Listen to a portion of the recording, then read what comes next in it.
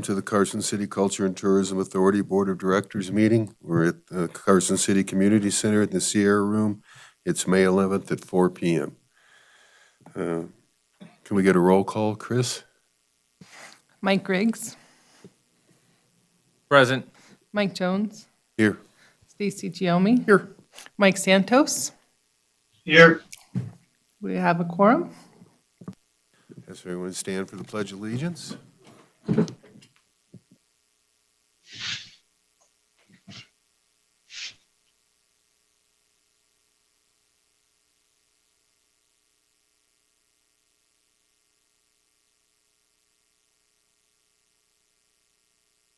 Thank you.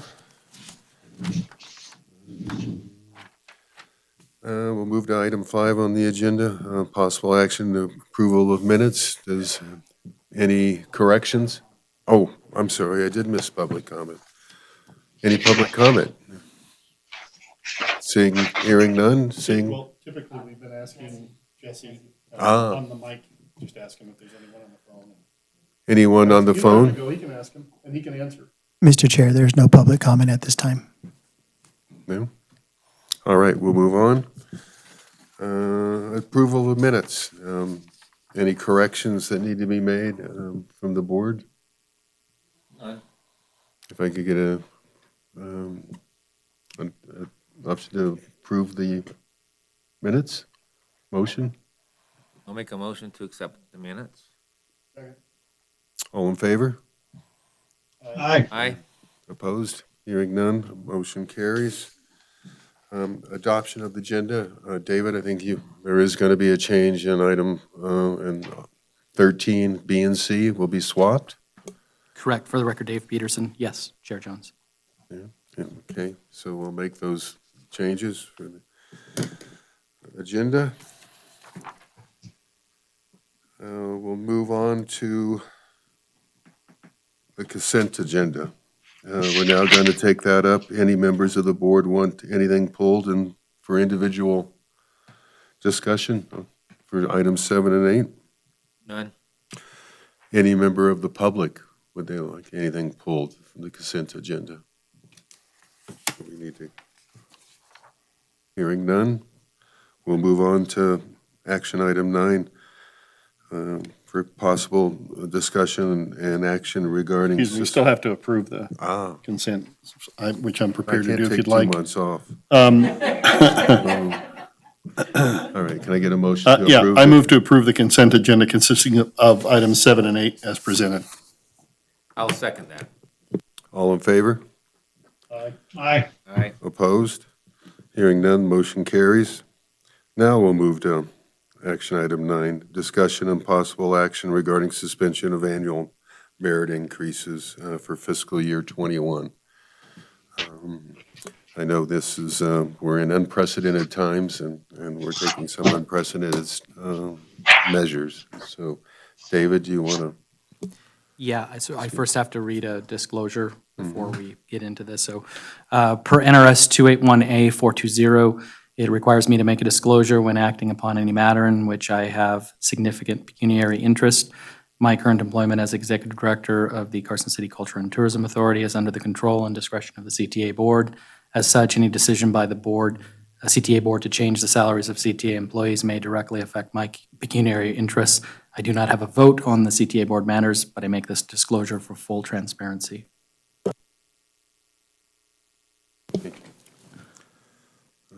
As I was mentioning, with the COVID-19 and TOT revenue and the things we're going through right now, so unfortunately, we've had to make some difficult decisions, and suspension of annual reviews and merit increases is one of those. I want everyone to know we don't take this decision lightly, and that it's every member of the team has done an excellent job, and this is not a personal reflection on the performance that you've done.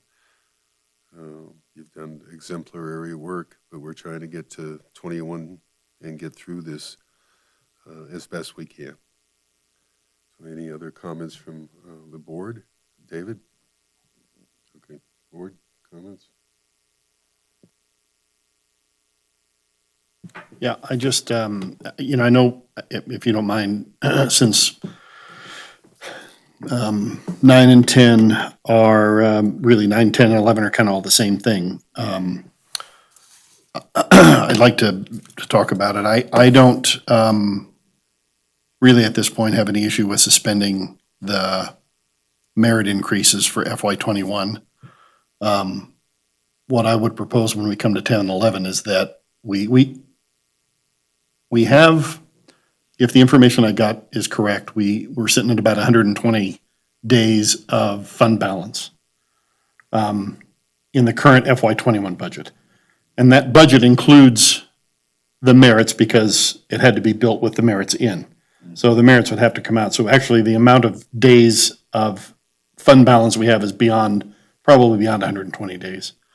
What I would recommend that we do, just as to we see what income looks like, is, and again, this is on 10 and 11, I would propose that we reduce pay for a quarter and then reevaluate, as opposed to doing it all for the entire year right now. And then we still have time to make adjustments. That's my recommendation on 10 and 11. Specifically to number 9, I don't have an issue with suspending it at this point. We can always reinstate it if the funds are there later on merits. I think that's perfectly valid. But my comments on 10 and 11 would be, and I'll wait till 10 and 11.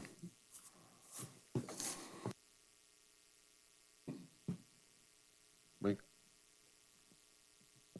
So what, you're just suggesting that instead of for the whole budget, we just do it on a quarterly basis? Correct. I don't think we know exactly what things are going to look like. Nobody knows because nobody's been through this. And I think we can be nimble enough, probably more so at this level because we get monthly information, whereas at the city level, we're having to wait, 2.5 months to get sales tax information. So it's a little more tenuous for us on the city side because it takes longer for us to see results. We meet every month. We know what numbers are going to look like. I just don't know that we need to do it right now for the entire budget. That's just my comment. Obviously, I'm one person, so. My understanding, David, is this can be revisited throughout the year if projections are incorrect. I think we're fairly certain about our projections, though, immediate for the first quarter, that revenue is going to be off 50%. Yeah, correct. And Purin can chime in too, but we do have the ability to come back, yes, at any meeting, and we could reinstate those pay cuts. Same thing, right, for myself and the team. So, but before we get into 10 and 11, can I just make a statement on 9? Because that does have a direct impact on the budget, right, that we would come forward with on the 20th. So I just want to make sure to separate the MSIs, right, the merit salary increases. So if the board approves number 9, then Chris and I will take that information, right, and then we will update the tentative budget as we submitted it back in April, right, in order for the lower personnel cost to be reflected in what we present on the 20th. We were not proposing to do that with 10 and 11, if that makes sense, just because we don't know moving forward, right, if things get better and we were to reinstate people's pay. So I just want to be clear, 9, we're going to take the decision by the board and update the budget that we're going to come back to all of you with on the 20th, if that makes sense. So just separating 9 from 10 and 11. Right, because 9 directly affects the budget process that you got to present on the 20th. Correct. So we had to build the budget assuming that everybody could get up to a 5% merit salary increase during FY21. So we're seeking the board's approval here that we're going to eliminate those merit salary increases, and we will, of course, fix the personnel cost for 2021, fiscal 21, when we present the budget on the 20th at the budget hearing. But yes, we did have to build the budget that way because of the way that the personnel policy is written. So how is that different than, so relative to the pay cuts, are they built into the budget or not built into the budget? They are not built in the budget, nor is the suspension of the merit salary increases because of the current personnel policy from 2017. We had to build the budget Right. with. So the comment you're making is applicable to all three agenda items. No, just number 9, because if we remove the pay cuts for the whole year and then the projections turn out that we beat the projections, we actually don't have the money in personnel to put those pay cuts back in place.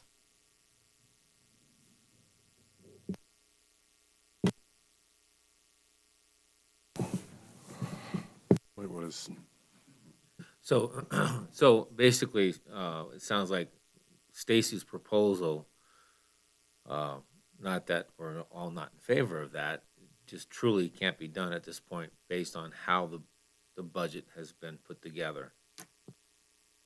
Oh, okay, no, to clarify, we certainly could build the budget and take the 5 and the 10% pay cuts out. We could do that.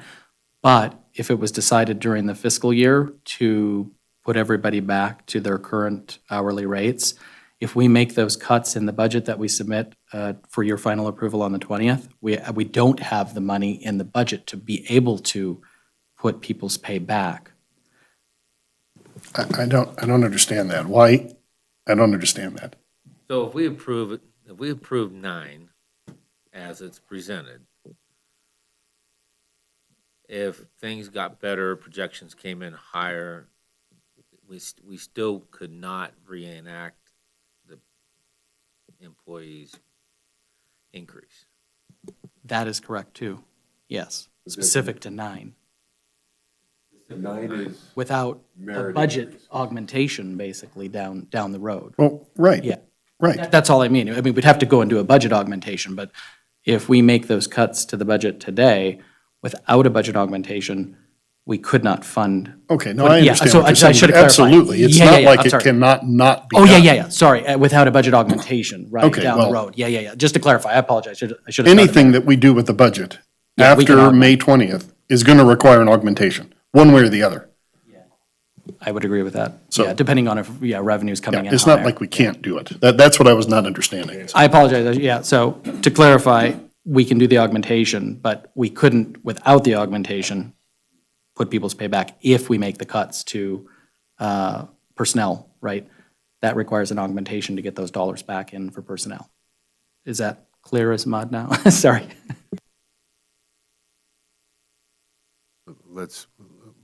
I think we need to deal with these one at a time, and stick with 9 on merit increases, and whether we're going to suspend merit increases for the fiscal year 2021.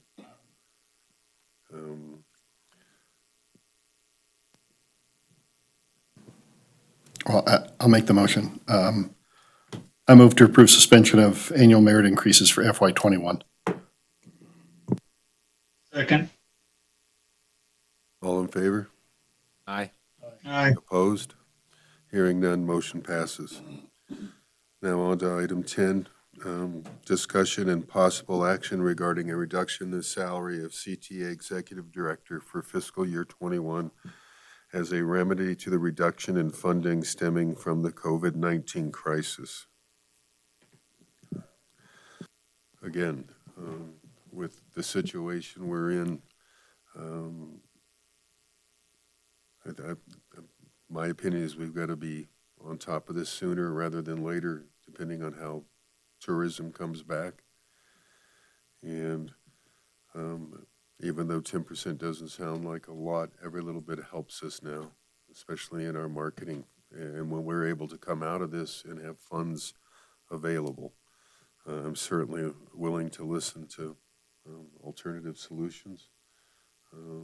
But at this point in time, I think this is something that is necessary to try to keep us as healthy as we can. Any comments from the other board members? No, I think it painful as it is, and it's got nothing to do with the quality of work that you all doing. Sacrifices are necessary so we can all stay on board in the future. And I think we're a team. We're all in this together, and we feel the pain too. So Can I ask how we came to 10% for the executive director and 5 for remaining staff? How was that number reached? Well, I think that was a decision, but at first they wanted, not they, I shouldn't say it that we thought about making it universal across for classified and unclassified personnel. And I didn't see that as equitable, depending on. Excuse me, Mr. Chair. We're having problems hearing you into the microphones. Could you please speak a little bit louder? Sure. I don't know where they dropped off at, but yeah, it was based on salary and position, is how the decision was made. That it was either to make a decision on, like I said, a universal percentage, depending regardless of you're classified or unclassified. And I decided it was basically based on salary and income, what I thought was equitable. Okay, well, my 2 cents, having gone through this before as a city employee, is I just would prefer we stay with equitability. I don't know that department director, or in this case, an executive director, should have a larger cut than the employees. That's just my personal opinion.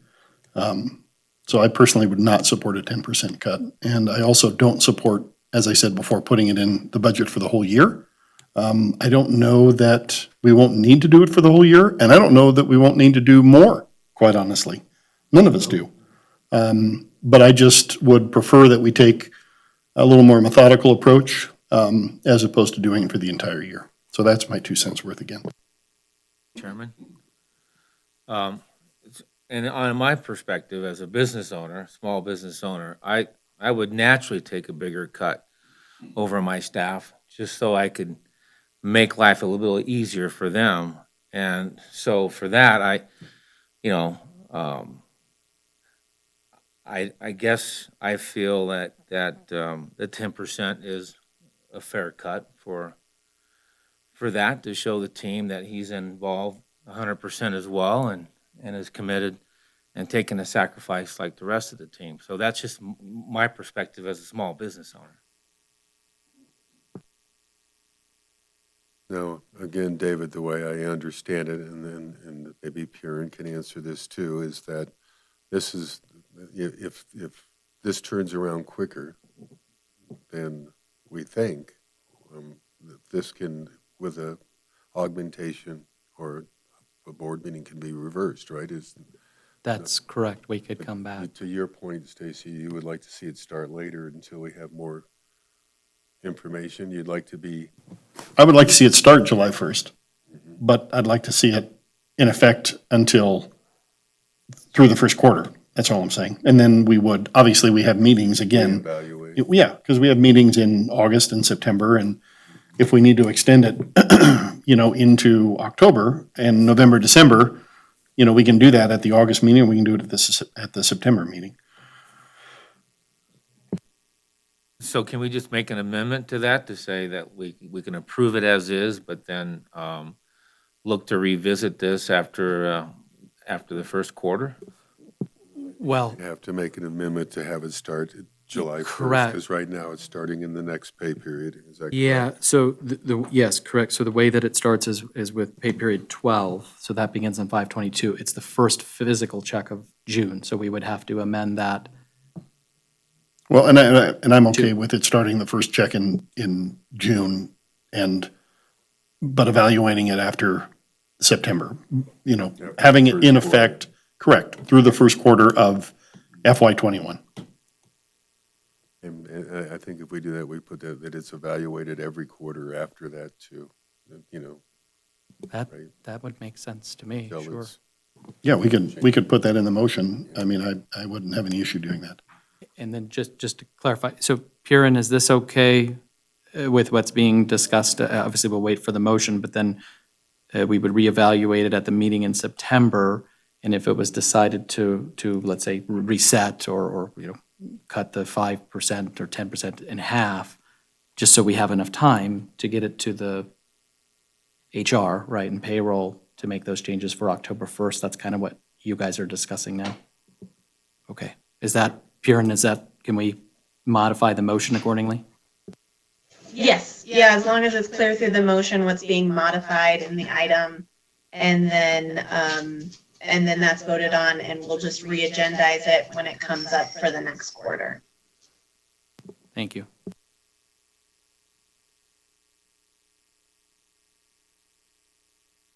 Okay, so can I make the motion then to the proposed, let's see here. I move to approve adjusting the salary of the CTA Executive Director, reducing his pay by 10% effective as of the pay period 12, and then revisiting it after the first quarter in September to see if we have additional funds available to decrease the 10% to a 5%? Or just to reevaluate it? To reevaluate, the amendment should read to reevaluate in September, to move forward through the second quarter. Okay. So, try this again. I move to approve the adjusting the salary of the CTA Executive Director, reducing his pay by 10% effective as of pay period 12. Then revisit it in September.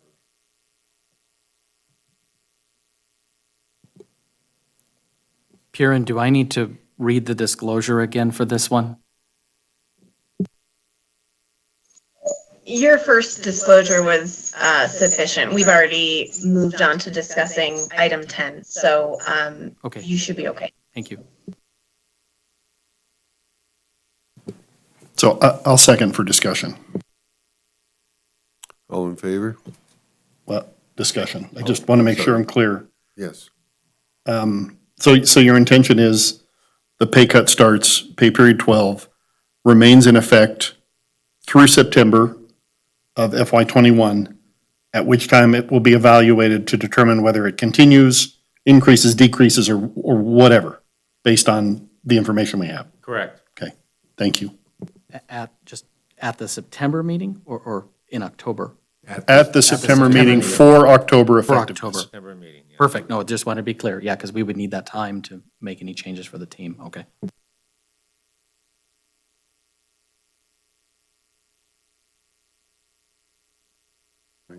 All in favor? Aye. Opposed? Aye. I mean, no, all in favor, aye. Let's try that. All in favor? Aye. Opposed? Motion carries. 11, discussion and possible action regarding the uniform reduction in the salaries of all CTA staff for FY '21 as a remedy to the reduction in funding stemming from the COVID-19 crisis. I think we would like to make the same amendment I'll do it. to that. I move to approve adjusting the salary of the CTA staff, reducing their pay by 5% effective as of pay period 12, and further to re-agendize this in September of this year to determine continuation, to determine changes effective October 1.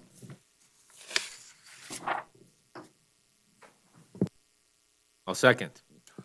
All in favor? Aye. Aye. Opposed? Hearing none, motion passes. Item 12, discussion and possible action regarding approval of the proposed CTA fiscal year 21 tentative budget. David? Thank you, Chair Jones. So in your packets, you all have the tentative budget as it was submitted for April 15th to the Department of Taxation. I appreciate each one of you coming in and taking the opportunity to sit down with me individually to walk through the budget as we put it together for April.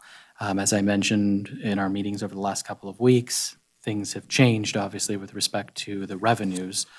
We now have February and March actual revenues in front of us. We're getting a little bit of a read on April as well.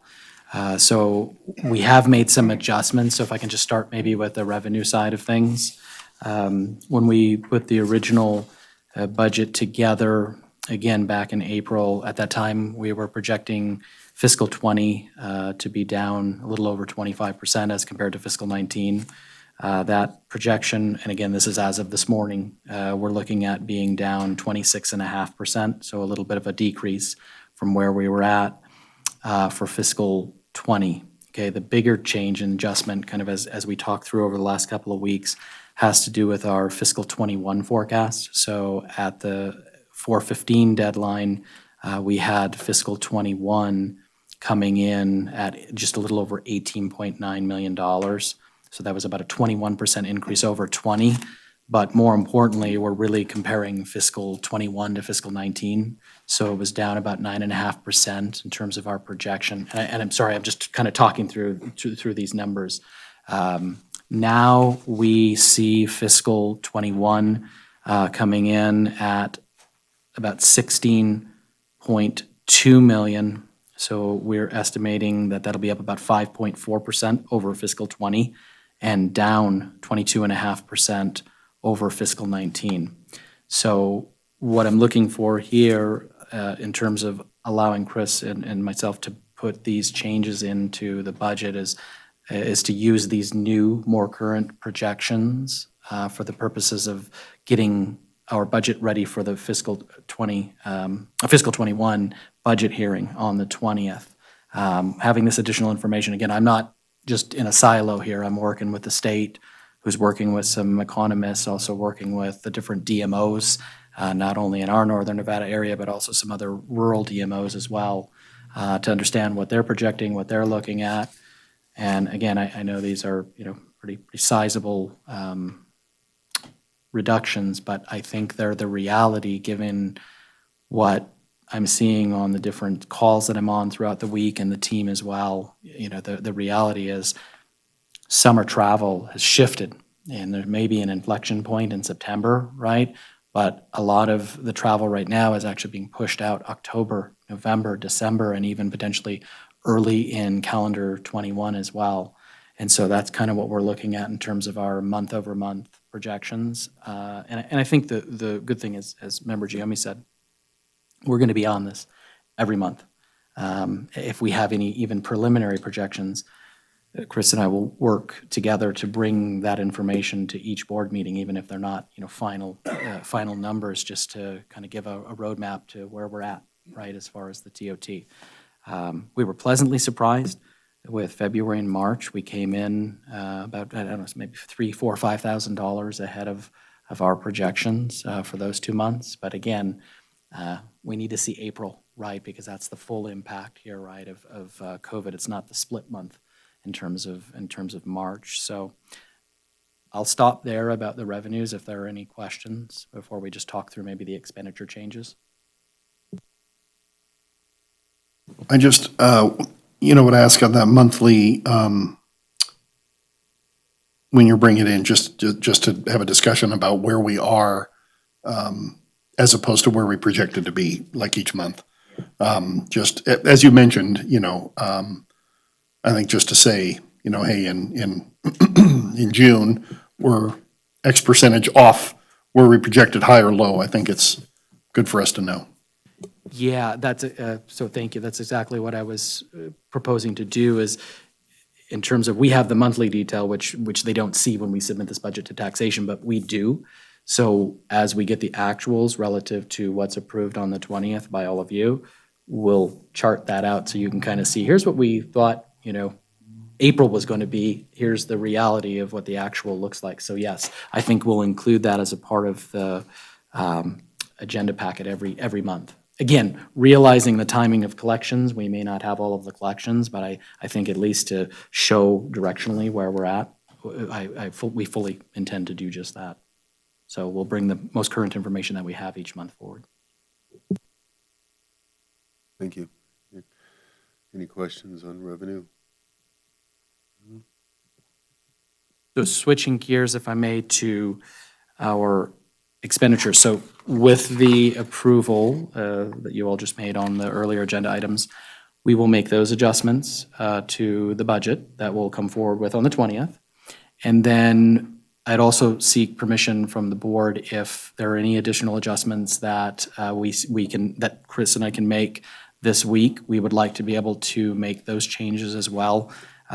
We're working with some of the registrations and dues where fees have dropped. One of those happens to be the Reno Tahoe Territory. So anything that we've been able to work on or reduce the last couple of weeks, that's what we've been tracking right now from a working file. Again, those were not included, those reductions in the expenditures for the 415 tentative budget. We are also trying to see where Carlos Perez with Bike Monkey is at as far as the September race. We should have a decision, we hope, this week as far as if that's going to get postponed a full fiscal year or not. So we will be able to, if that happens, we'll be able to remove that expenditure from the budget as well. And then obviously we'll build it into fiscal '22. So any changes, we're trying to stay on top of those and make those adjustments as well before we come back to all of you on the 20th for the budget hearing.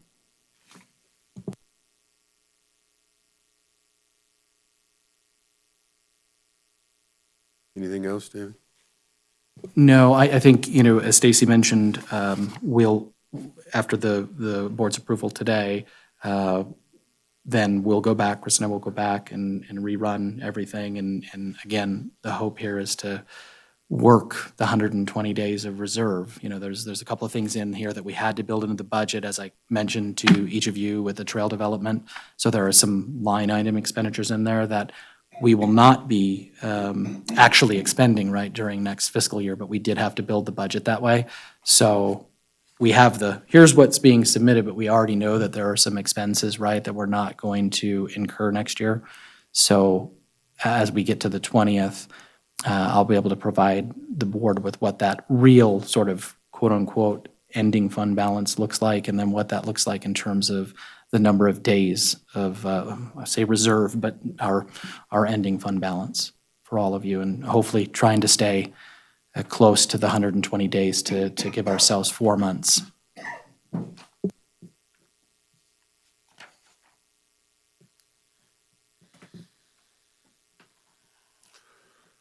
I get a motion? I'll make the motion.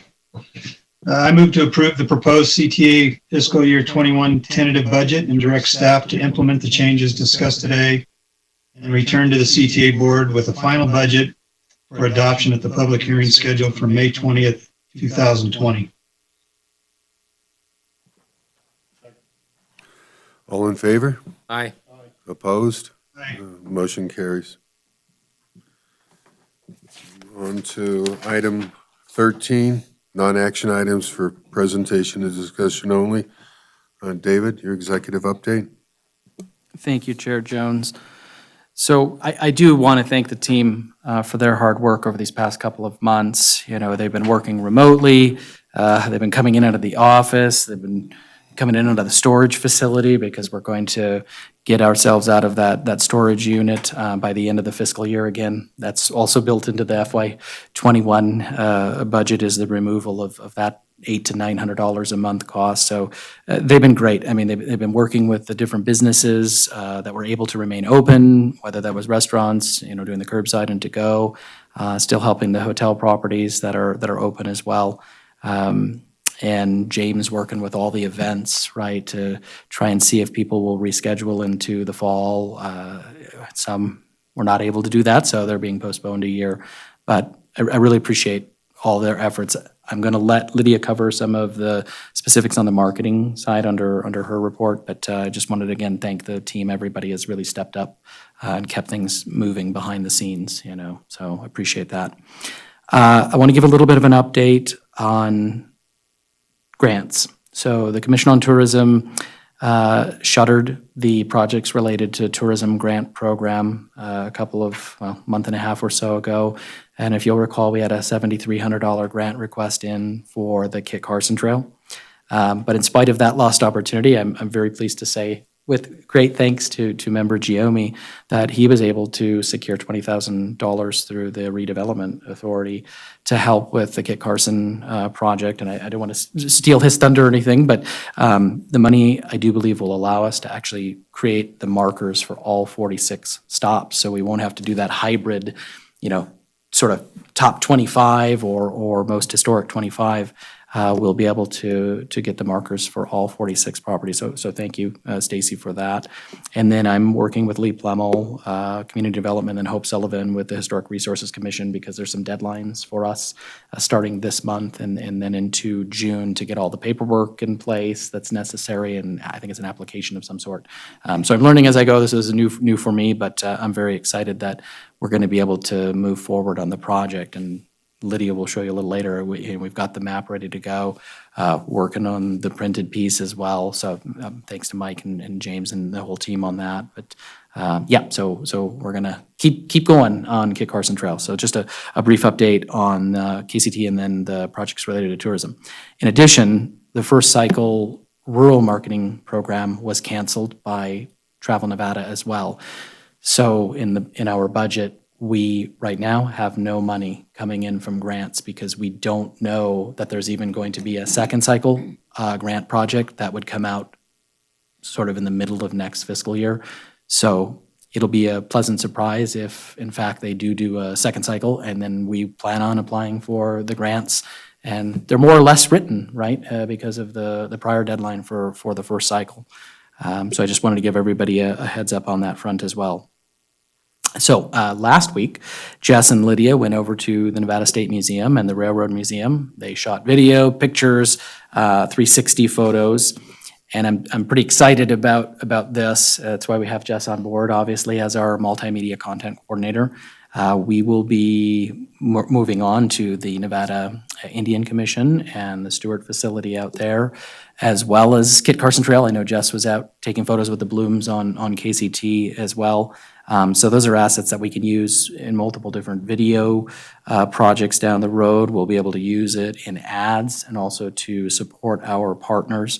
And then the 360 footage, we'll use that to create sort of the virtual tours, and we can put that on our website and on Google Businesses. So, and Lydia we'll talk about this in June a little more when we have something to show you, because all of this just started taking place next week, and I don't want to say something wrong, that Lydia laughs at me about on the technical side, but I'm pretty excited again. This is a team still continuing to work on things that we can work on even during this pandemic. So brief update there.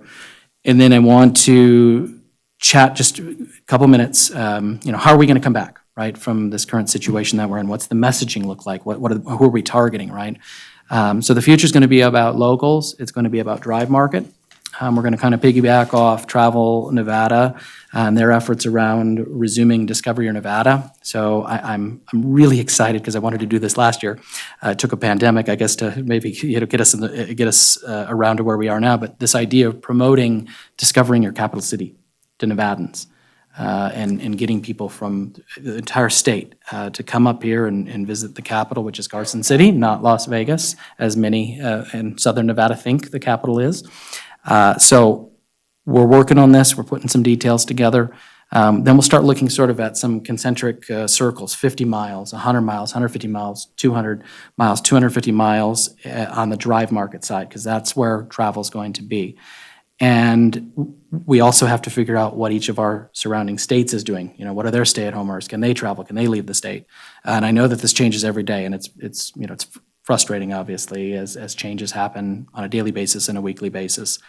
Messaging, we're really, safety is the critical mass for people. They want to know that if they come to your community, it's a safe community, the procedures and the protocols and the guidelines are in place for staying at a hotel, if they're going to go to a museum, if they're going to be outside on the trails, whatever the case may be.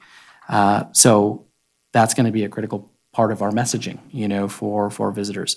And then initially, we see the need to focus on outdoor recreational activities, and then we'll move toward the indoor activities. If those are museums and galleries, casinos are a phase 3, or hopefully a 3, not a 4, phased in opening. And again, we're going to tout the safety protocols and the guidelines that are in place. And I think this is something that benefits residents and visitors alike. So I plan on, we'll come back at the June meeting with some more details on that, because we're still trying to flesh all of this out and what this looks like. But we want to be here to support all of the tourism businesses in Carson City. And we're also working with our DMO partners, and what's the messaging look like? So we're not stepping over one another, right? Because we still are a regional destination. But as I always like to remind my fellow DMO directors, we're still the capital city and they're not. So that's something I think we can still hang our hat on and call out when somebody's coming to Northern Nevada. So brief update on where we're going to go with the marketing efforts. So I'm happy to entertain any questions if anybody has anything for me. Thank you, David. I think here's where we sort of deviate from the agenda. We'll move to item C, marketing update with Lydia.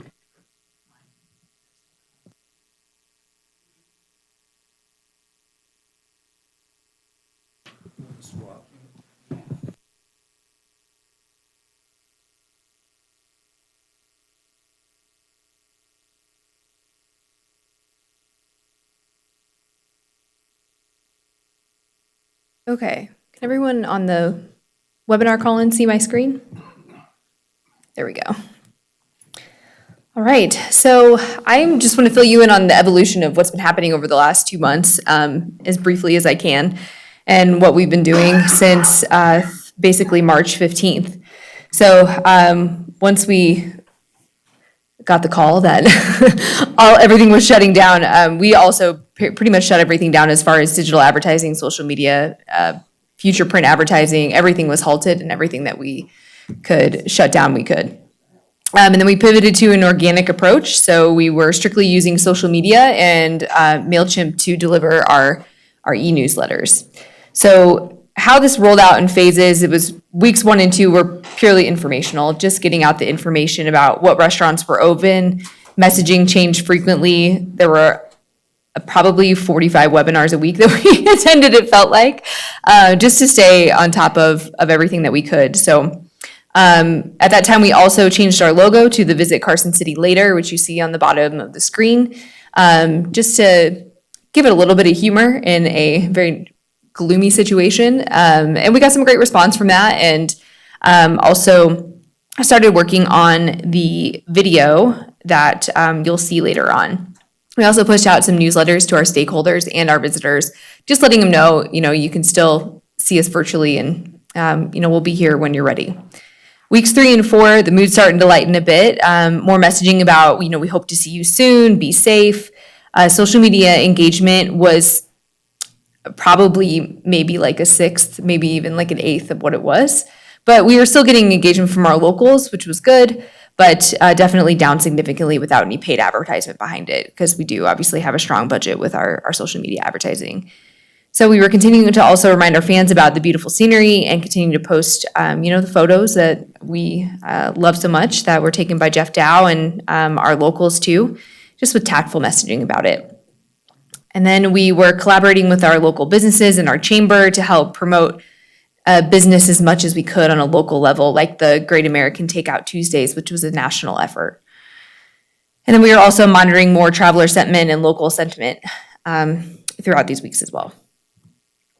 And then up until last week, which obviously everything changes on a weekly and daily basis, but we did some Instagram lives with some businesses, and one of those was Fat Amy's, who's our newest retailer in town, and they're doing some really unique, wonderful things in the community, and events that really has drawn a lot of buzz around them, even in this crazy time. So we chatted with them about their Golden Girls trivia that they were doing for the virtual wine walk, and a few other things about how they're helping the local businesses. So we really focused internally and local in this time.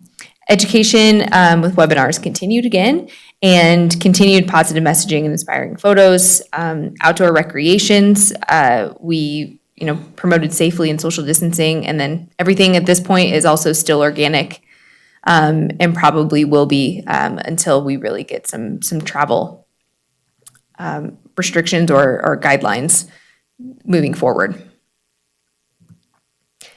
And during this time, we also still had some PR. So we are happy to report in March, we had still some residual effects of the True West magazine, as Carson City was honored as one of the top 10 towns. Silver Oak got some press as well, and then some more about just spring in the area. And we also got some press from our local artists in town that Mark Salinas was promoting, of doing kind of a fun play of adding masks to some of our local artwork, and that got picked up by Colo 8 News too. And then also just some press about the loneliest road in America as well. So this year to date, we have received 3.6 million reach, with a unique visitors per month of 651.9 million, and a publicity value of just about $520,000. Jess and I collaborated on this to create this video, that just sending some hopes. This was a lot more relevant probably in the first two weeks. I wouldn't say it's relevant now, just because people are starting to lighten up and really starting to think about travel again. But it's a pretty quick video that I'll play for you guys, which hopefully you can hear. Nevada's heart beats here in the capital, in Carson City. To our visitors and our incredible community, we miss you. We miss your smiling faces in our restaurants and stores and at our events. We miss your beautiful photos of our stunning landscape and our city. We're sending you hope. And just know, we are with you. And we can't wait to see you again when you can visit Carson City later.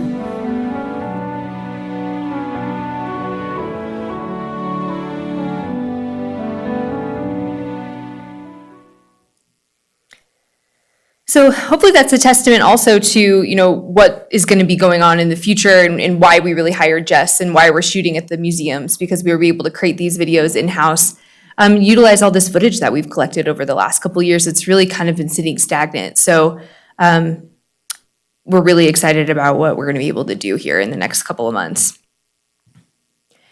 And the CRM newsletter approach, we had 2 newsletters that were delivered last month. One was promoting that video and all the open restaurants.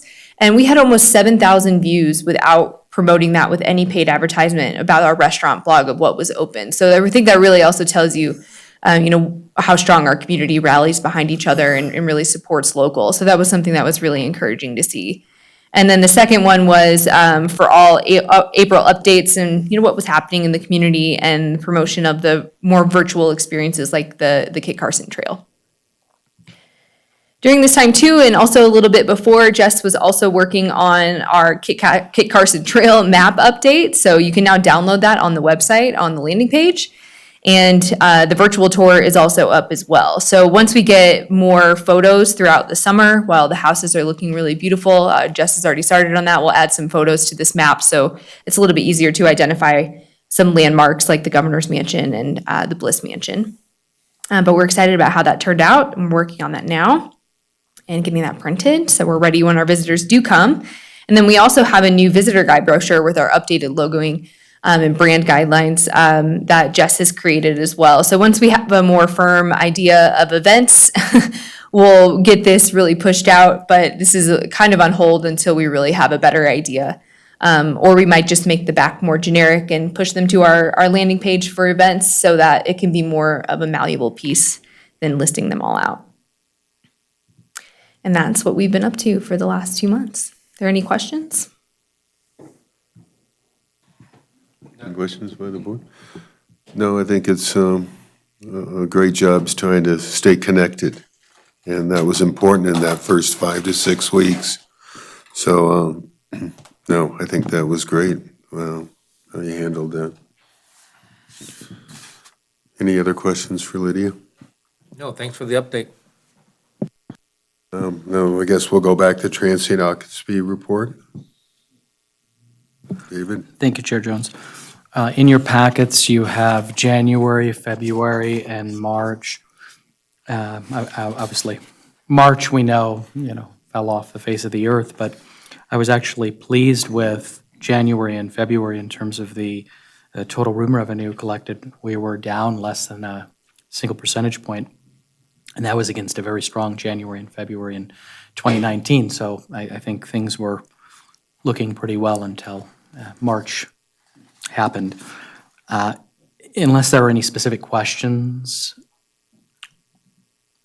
we'll be diving into this in more detail as we get into the April numbers, but nothing really that I wanted to add at this time. No, you're right. January and February were very strong, and we were off to a great start. And March was looking well too. No, I do believe March was looking pretty good Right. for the first 16 and a half, 17 days. So, But we are where we are now, and we've got to make the best of it. Any questions on the report? No? We'll move on to events and sales update. James? Thank you. So a lot has happened. We'll cover a recap of some of the things we did talk about at our February meeting, upcoming events that I was anticipating attending that have changed. So the first one is the Go West Summit that was scheduled for March, and it's been moved to August 31st through September 3rd. Still in Portland, Oregon. This was funded 50% through a grant that we had applied for. We've already paid for the room, and we've already paid for our registration in addition to the flights to this, and that has been deferred to the fall. So we're able to use the credit for the flight in addition to the registration for spring to the fall. So there's no big changes there financially except for the room rate. We haven't purchased the room rate because we're still waiting to see if this event will actually happen. Can I ask, did you recheck airfare? Because it went down significantly, ridiculously. So I just did. yeah, I jump in. So as far as the airfares that were purchased, we did get the direct credits, right, for what we paid out, and then James is waiting to book anything. Because we don't know, although they did change the dates, it's not a yes, it's going to happen. So we thought, don't book and then only to cancel yet again. So we were going to wait until it gets a little closer. But I'll add on to what James said in terms of the registration. So Travel Nevada has been kind enough because originally, if you recall, the grant was for both of us to go in March to Go West because they're coming to Reno, right? And we're a huge part of that as far as the pre and post tours, pre-conference activities will be directly tied into that. We are working with them. We filled out paperwork and a memorandum or something to try and get my registration refunded because obviously with where we're at, both of us do not need to go. James will be totally fine on his own. So we do have that request in to get that put back on my P card as well. So hopefully we'll see that return to us at some point, probably during the show if it happens, or maybe just before, but yeah, so. Yeah, they requested a formal letter for that credit or for that refund, and we wrote that and submitted it, so we're waiting to hear back from them. Edmonton and Calgary, Canada, we had anticipated going with Travel Nevada to promote the Reno Tahoe territory, which includes Carson City. That was canceled indefinitely. There's no timeline as to when that will take place. Obviously, Travel Nevada is hugely affected by what took place. This event was scheduled in March. We actually took a trip to California to attend a California championship version of this to try and recruit some teams to participate. I went with Patty, who is one of the co-event organizers for Carson City. we did secure 4 more teams, so we would have had 9 teams that came from out of town up until the cancellation of the event. And so we feel confident that when this event does come back around, we'll be able to attract more teams to come. The California Youth Shoot Sports Association, they have 3 tournaments that they would typically do in Carson City at our Carson City Gun Club. This is pending because at first when COVID-19 first happened, they anticipated canceling everything, but they have reached out to our gun club, trying to schedule some times potentially this summer or early fall. So we're waiting to kind of see where things are in California to see if this will actually come back this year or if we're just going to have to take the loss and wait till next year. And then the Rural Roundup, again, this was moved from April to October. This is the premier event for Travel Nevada and the rural municipalities. So we're anticipating attending that in October. This list here actually deals with specifically a lot of our sports tournaments. Notice I didn't put things related to other events that might still be happening. This is just specifically related to events that we endorse. The Comstock Shootout, I had a great conversation with John Hager. They would like to postpone the event, but it seems like July is not a good month. This Edmonds is ripping up all the parking lot for renovations, so that takes the whole month of July to try and do the event then. But there are other tournaments that they do in the fall that we haven't played a major role in that he would like us to help market and promote. He gave us some good insight too. Last year when we conducted the surveys for the Comstock Shootout, we were averaging around 56 teams per tournament, one specifically for the men, for the boys, and then one for the girls. And he said in his heyday, this tournament used to attract over 100 teams per tournament event. And so I asked, what we can do to help him market and promote that. And he said he would love our feedback and help in working with that. Some of the things that we talked about was how we can help with helping our restaurants recognize when tournaments are taking place so that they can prepare and put together their, for example, 395 Reds, they do a buffet style lunch when these tournaments happen. And they do that because they recognize that when these sports teams come in, they're able to get them in and out within a half an hour. When for other restaurants, it could take up to 2.5 hours. And that's just too long for a lot of these event or tournament teams to be sitting at a restaurant. They could be doing other things here in town, enjoying some of the sightseeings.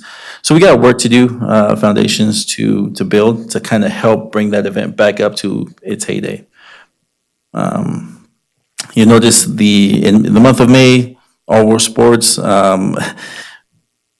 backing up just a little bit, I spoke with Scott Chapman. He's the one that handles all of the softball and baseball and a lot of the sports tournaments in general. And he stated that a lot of these tournament directors are not canceling their events. They're relying on the Parks and Recs department to cancel the events for them. And so some of them are continuing to open their registrations and kind of waiting and seeing to see what Parks and Recs is going to do. After we submitted this, it was last week sometime when Scott Chapman told me that they were shutting down all tournaments up until July 15th. So that was knowledge that we didn't have when we prepared this report, but we're getting information daily on that. So, James, was it July or June? I thought. June 15th. June 15th, Yeah, just clarify. yes. Then they're gonna Clarify make that, June the 15th. decision, yeah. June 15th. So you can see a lot of these events have been either canceled or postponed. If you have any questions about any of these specifically, we can talk about it. The Outlaw Flat Track race is in August. His biggest concern, talking to Robert Hansen, is that his marketing and promotion is pretty much out the window right now. He can't market, he can't promote his event because there's a lot of uncertainty if the event can even actually happen. In addition to a lot of the riders that participate in his race attend other tournaments that have been postponed and moved to the weekend that we would typically have our event. So there's a conflict there for the riders. And this event for us, when it comes to the room nights, the big generator for that are the riders, not the participants or the spectators, I'm sorry. The spectators, they are local regional people, but the riders that come from out of town are the ones that fill our rooms. And right now, it's kind of up in the air for that. And I think David touched on Stetna's pay dirt. We're waiting on more information. He's dealing with a similar challenge in California in terms of whether his event can actually take place or if there's another event that he is working on that might conflict with ours. So we're waiting. Hopefully we hear an answer this week and we'll be able to update the board at that point. James, did I understand that Midnight Madness is canceled, or are they looking at possible dates after June 15th? They're looking at the last weekend in June, potentially. But that is more of a seeing if it's available, right? Nothing is really confirmed on that. Speaking with Scott Chapman, there's interest in moving Midnight Madness to that weekend, but there's nothing set in stone, I guess. James? Yes. So, the Carson Cruisers, was that the July 11th? Nope, that's a different event. Oh, gotcha. That one takes place at Mills Park. The one that you are working with and potentially partnering with for your downtown happens downtown, not at Mills Park, so. The event that, just on that topic, that Mike is referring to it's actually, this is year 3, I want to say, and it's the biggest car show that Carson City has to offer. It started off only closing down Robinson up to Musser, and then last year it exploded all the way to 5th Street. And so, speaking with Sharon, she's hopeful that the event will continue and is actually partnering with Downtown Business Association to put together a cornhole tournament in conjunction with, in addition to their downtown car show. So, fingers crossed on that. Any questions? Thanks, James. Thank you. Future agenda items, David, or any board members have any future agenda items they'd like to?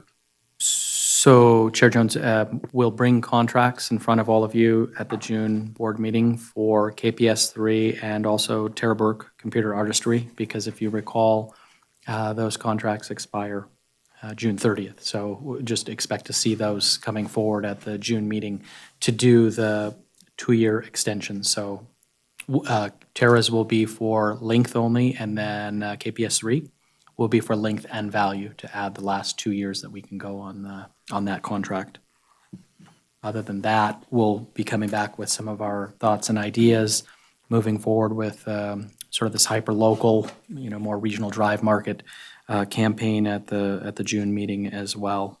And then we'll continue to provide updates on events. So we should know more about the Stetna race in September at that point as well. And then one quick thing. The press release did go out today regarding Carson City Off-Road. So I know we had that as a P, but this was from the 4th, and the meeting was on the 5th, but that has been canceled for June. And we're trying to work to extend that agreement by 1 year to have a 2021 event. So that's just my update on just a small change in terms of the timing of this report relative to what happened on Tuesday last week. Thanks, David. Upcoming meetings, our next meeting will be May 20th in 2020 at 4 p.m. Fiscal year 21 budget hearing. And then again, June 8th at 4 p.m. Next Board of Directors meeting. Board comments or announcements? Yeah, I just want to make a comment that Chris, you and David and the team put together the budget, and I was really pleased with the thought and the detail that you guys put into it to come up with as best you can an effective budget. And I personally, I thought you made it a lot easier for me and made me feel more comfortable, when you presented it, as we'll finalize on the 20th. But you guys really did put a lot of effort in there, and thank you for that.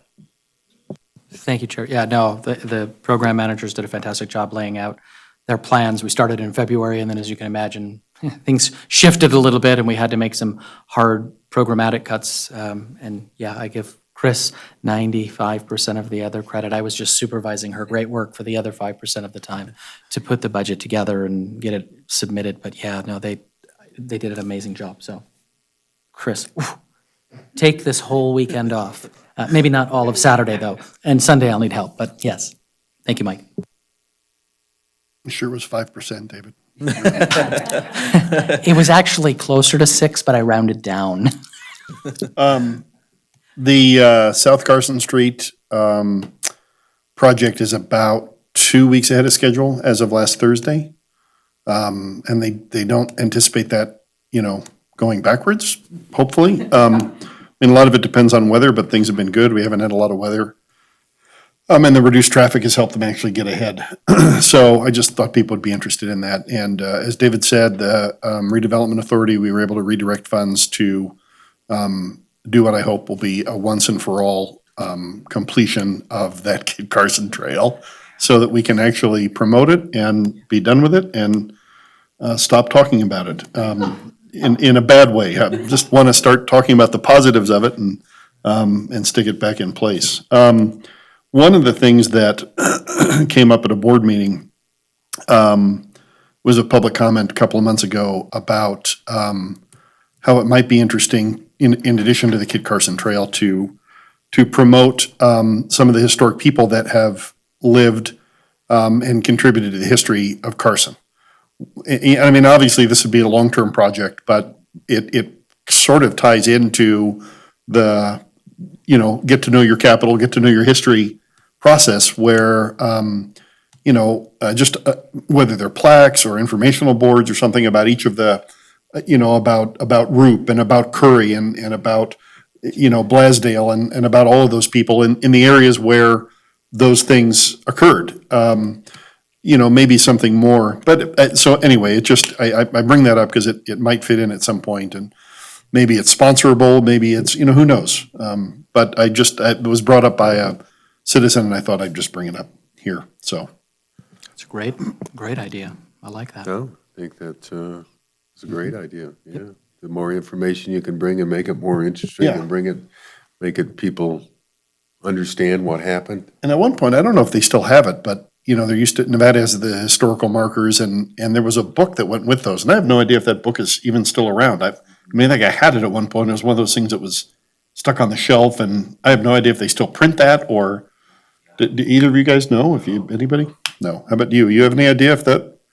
I don't You know what I'm talking about? I do, the historical markers that are throughout. Yeah, there was Nevada, actually a right? Yeah. printed, there was a book that had all of had those. each of the numbered ones and where it was, and so if you wanted to catch them all, you could. I remember something, Rich Moreno, who was former publisher of Nevada Magazine, I think, was either involved or part of that project. So we'll have to, we'll look and see what that. Anyway, it would almost be something similar to that, but just focused on Carson City, and Mark Twain's appearance here and all that. There's a lot of interesting stuff there that I think, particularly in an environment where people are driving now and not, might be something worthwhile, We could turn that into, we've been talking internally about like a game, factoids, right? I mean, we turn that into, go out and look and take a picture or something, put it on social media. Well, and it might not be anything that's real. Maybe it's all virtual. Maybe it's a picture of the site where, whatever Roop did, and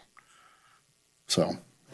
No, it's great that we have something positive happening to end on the Kit Carson Trail. Thanks, Stacy, for all your help with that, because it's been a topic, good or bad, for some time, and it's finally good to check something off, I guess.